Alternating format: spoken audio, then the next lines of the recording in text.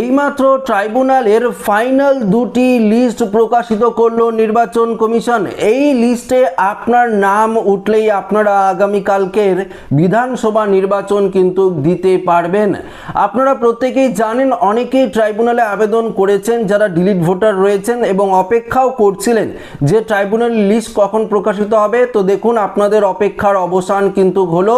এই মুহূর্তে ট্রাইব্যুনালের লিস্ট প্রকাশিত করা হয়েছে নির্বাচন কমিশনারের তরফ থেকে। দুটি লিস্ট কিন্তু প্রকাশিত করা হয়েছে। এই লিস্টে আপনার নাম উঠলেই কিন্তু আপনারা ভোট দিতে পারবেন, এমনটাই নির্বাচন কমিশনারের তরফ থেকে জানিয়ে দেওয়া হয়েছে। গতকালকে ভিডিও আপনাদেরকে দিয়েছিলাম, বলেছিলাম ট্রাইব্যুনালের লিস্ট কিন্তু বিকেলের 5টার পরই প্রকাশিত করা হবে। তো রাত্রেও সেই লিস্ট প্রকাশিত করা হয়নি, আজ ভোরবেলায় সেই লিস্ট কিন্তু প্রকাশিত করা হয়েছে।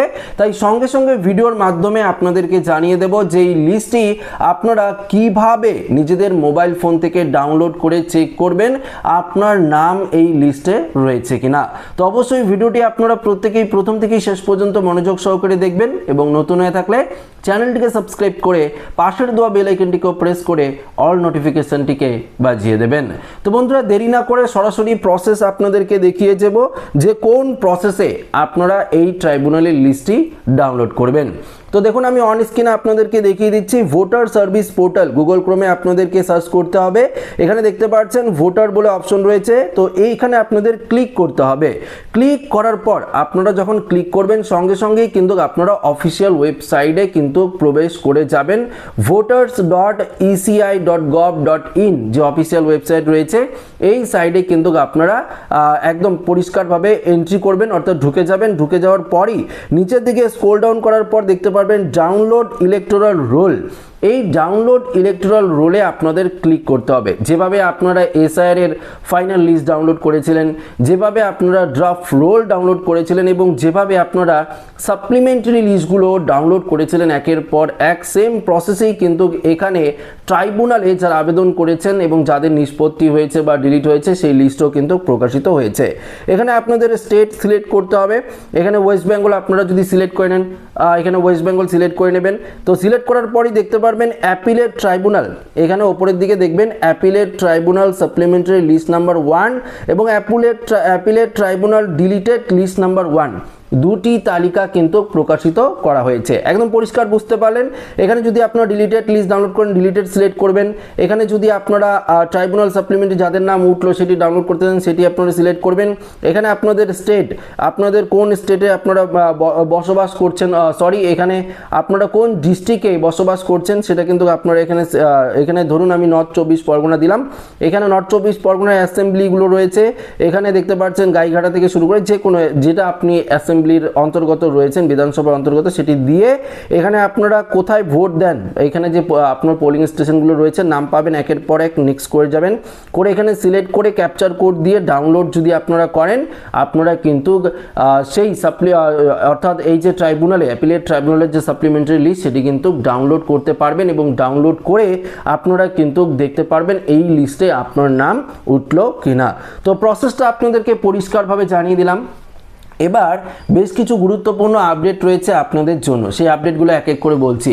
দেখুন, ট্রাইব্যুনালের লিস্টে যে প্রত্যেকের নাম থাকবে এমনটা কিন্তু নয়। দেখুন, আপনি বৈধ নাগরিক, জুডিশিয়াল অফিসাররাও আপনার সমস্ত কিছু চেক করলো, চেক করার পরও দেখলো যে আপনি অবৈধভাবে বিবেচিত হচ্ছেন বা আপনার নাম ডিলিটেড তালিকাতেই রয়ে যাচ্ছে, আপনার নাম বৈধভাবে কোনো রকম প্রমাণ হচ্ছে না। তো তারপরেই তো আপনার ট্রাইব্যুনালে আবেদন করছেন এবং ট্রাইব্যুনালেও যারা অর্থাৎ অবসরপ্রাপ্ত বিচারপতি রয়েছে তারা কিন্তু সমস্ত কিছু ভেরিফিকেশনটা করে দেখছে এবং ভেরিফিকেশন করার পরও যদি দেখে যে আপনারা অবৈধ তালিকাতেই রয়েছেন, আপনাকে কোনোভাবেই আপনাকে প্রমাণ করানো যাচ্ছে না বা আপনার বাবা মা কারোর নাম নেই, সেক্ষেত্রে আপনি কিন্তু ডিলিটেড লিস্টে পড়ে যাচ্ছেন এবং আপনি কিন্তু এই যে আগামীকালকে যে ভোট রয়েছে প্রথম দফার ভোট, সেই ভোট কিন্তু দিতে পারবেন না। এটা কিন্তু পরিষ্কারভাবে কমিশনারের তরফ থেকে জানিয়ে দেওয়া হয়েছে। তো তবুও আপনাদেরকে আরেকটি বিষয় জানিয়ে দিচ্ছি, দেখুন আপনারা হয়তো তারপর আতঙ্কিত হতে পারেন, তাহলে তো আমি আর ভোট দিতে পারবো না কখনো, বা কখনোই আমার নাম ভোটার লিস্টে আর উঠবে না। এটা কিন্তু সম্পূর্ণ ভুল। কেন আপনার নাম ডিলিট হলো এবং সেই সমস্ত কিছু ইনফরমেশন কিন্তু আপনাদেরকে নোটিশের মাধ্যমে পাঠিয়ে দেওয়া হবে, এবং আপনারা কিন্তু বুঝতে পারবেন, একদম সঠিক কারণটা বুঝতে পারবেন যে কি কারণে আপনার নাম ডিলিট হলো, এবং সেই জিনিসটা আপনারা সলভ করবেন।